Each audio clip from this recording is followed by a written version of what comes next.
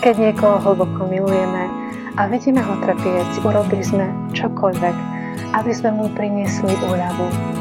Keď nám na niekom naozaj záleží, sme ochotní deliť sa so svojím drahocenným časom, peniazmi a energiou. Myslíme na neho a modlíme sa za neho.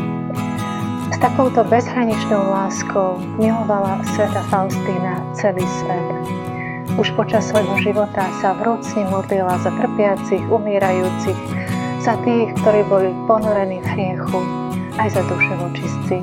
Vo svojom denníčku priznala: spaľuje ma túžba zachraňovať duše. Prechádzam celý svet po šírke i po dĺžke, aby som zachraňovala duše. Robím to modlitbou a obetou. Tento prejav lásky modlitbou sa neskončili smrťou, ale pokračuje. Neustále sa prihovára za celý svet. Vyprosuje nám početné milosti, časné aj večné. Robme to aj my. Milujme svojich blížnych tým, že sa za nich modlíme a vzývame Božie milosrdenstvo pre všetkých.